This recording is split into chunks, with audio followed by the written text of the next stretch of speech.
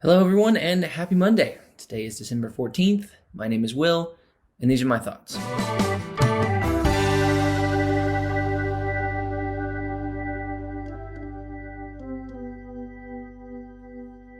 Okay, so before we really get into things, I want to take a second and address something that happened this weekend. So, in the event that you're not like a big college football fan, there was a pretty big game Saturday night. Let me set the scene for you here a little bit. So, it's third down in the fourth quarter of the Florida LSU game. Florida need to get this stop so they can get the ball back so they can, go down the field and score.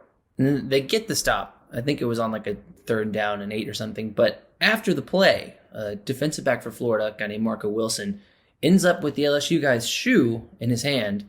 And instead of just putting it down or, giving it back to the guy, he decides that he's just going to, yeet it down the field 20 yards. And that's obviously not allowed. So despite getting the stop, LSU gets the first down. They go down the field a little bit more. Cade York hits a 57-yard field goal, and LSU wins. And with the conventional wisdom being that, LSU wouldn't have been able to continue their drive without Marco Wilson making that pretty boneheaded decision, it must be Wilson's fault that they ended up losing the game. And I have a couple of different issues with that line of thinking, most of them having to do with the other, 59 minutes and 55 seconds of the game. But that's not what I'm trying to get across here. What I do want to take a second to address is the response that the national media has had to the decision that Marco Wilson made and how, in their view, it impacted the game. A lot of national commentators have, taken it upon themselves to heavily criticize this very young person for making a dumb decision. And believe me, I understand the implications of what that decision ended up leading to, but at the same time, I feel like we need to keep this in perspective a little bit. Marco Wilson is a redshirt junior, so 21 or 22 years old. And I don't think there's anybody watching this video that would like the idea of a decision that they made at that age being scrutinized on a national level. But as you might expect, a lot of different media outlets and YouTube channels and the like have capitalized on this opportunity. And the people in the comment sections of those videos have too. And in situations like this, I find that a lot of people, because it's sports, feel emboldened to say things that they probably wouldn't in other circumstances. Like having thousands of 40-something-year-old dudes tell a young person that, they just made the dumbest decision they've ever seen, under normal circumstances would seem a little bizarre, but because this is a nationally televised college football game, everybody's like, yeah, okay. It's just a game, so it's okay if we indulge in some public shaming or bullying or even a little racism. And I know that even bringing up that last term is inevitably going to anger some people, but let me just put it to you like this. I don't think a bunch of middle-aged white dudes who have probably never played sports to nearly the level that Marco Wilson is right now, berating a young black man for his poor decision-making over and over and over again is the best look in 2020. Or at any time, for that matter. But putting all that aside for a second, I know that Marco Wilson will probably never see this, but in the event that he does, I just want to say one thing. It may seem like it right now, but your life is not over. You're more than the mistake you made, and I just want to wish you the best of luck in the future. Now back to our regularly scheduled programming, which means that I want to talk about Jimbo Fisher. Jimbo Fisher, as many of you know, is currently the head coach at Texas A&M, but he has had a pretty interesting career up to this point. And we're going to pick his story up in about 2006-ish, which is right after he got done being LSU's offensive coordinator. So at that point, he'd been at LSU since 2000. So he was with Saban during the national championship year and then stayed on even after Saban left. And it was at that point that a couple different teams from around the country were starting to look at him. And one of those teams was my hometown team and current employer, UAB. After Watson Brown left in 2006, UAB turned to Fisher as their potential head coaching candidate. And Fisher, who is a Birmingham native, was like, yeah, cool, I'm interested at least. So UAB's sitting back like, sweet, we got one of the hottest coaching prospects in the country. There's nothing that could possibly screw this up. And then the University of Alabama Board of Trustees was like, well, actually we might want to hire him, so maybe hold off. And UAB was like, wait, why does that matter? Shouldn't we get to make that decision? Or, just throwing this out there, shouldn't Jimbo Fisher be able to make that decision? And then the Board of Trustees was like, nah. At which point UAB was probably like, okay, fine. Like, I understand you guys are kind of like our university daddy. So if you want to hire him, we're not crazy about it, but there's not a whole lot that we can do. So go ahead. And then the board of trustees was like, well, actually, we don't know if we for sure want to hire him. We just might hire him. And UAB was like, wait, what? That doesn't make any sense. And the board of trustees is like, it doesn't have to make sense.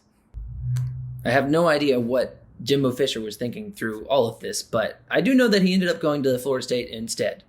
So all of that infighting between UAB and Alabama didn't end up mattering a whole lot, but it did kind of lay the foundation for some stuff that would come later, which is an entirely different discussion.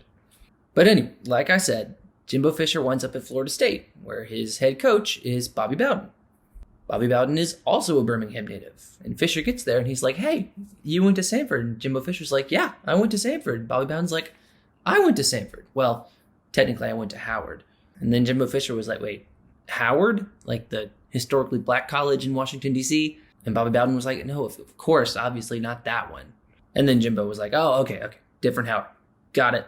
But at that point, Bobby Bowden is already like a gajillion years old. So after a couple of years of this partnership, we get to pretty much the exact same situation that we had with Mac Brown and Will Muschamp that we talked about a week ago. Bobby Bowden is very old. It's pretty much understood that he's going to be leaving soon, and they have one of the top coaching prospects in the country right there. So they give Jimbo Fisher the coach in waiting tag. And in 2009, Bowden steps down and retires after their bowl game, and Jimbo Fisher becomes the head guy. So unlike last week, this was actually a case where the coach in waiting actually became the coach. And a couple years after being named coach, Jimbo Fisher recruits a guy named Jameis Winston from Hueytown, Alabama, and the rest is history. And by rest, I mean they won that one national championship and then were like, above average after that. And then eventually Jimbo Fisher left to take a whole bunch of money at Texas A&M. But on the whole, things seemed like they went pretty well. Bowden left, Fisher came in. The program got revitalized in a way that was pretty desperately needed, and they won a national championship. It seemed like they actually had avoided all the drama that's supposed to come with a legendary coach stepping down and trying to find somebody to replace him. It certainly looked that way, but a few years after he left, Bobby Bowden did an interview on the radio that casted some doubt on that idea. In 2014, Bobby Bowden said this, and I'm just going to read it word for word. He said, I wanted one more year. I didn't want to keep coaching. I wanted one more year. That would have given me 35. Plus, I knew we were going to have a good ball club that next year. They told me they weren't going to renew my contract, so I left and I pouted. The coach in waiting thing seems like a good idea, but so far we're kind of 0 for 2 on doing it well. And next week, things are going to get absolutely insane. Next Monday, we'll be talking about the third and final story that inspired Seamless Transition, and we won't be talking about football. It's the last and probably the most incendiary of this series, and I'm very excited to share it with you, because it's a doozy. And right before we go, I just wanted to give you a quick update on fundraising. We are getting very close to having all the money that we need to officially get Seamless Transition edited and produced, but I do want to go ahead and lay out a bit of a deadline for when we're going to stop taking these pre-orders.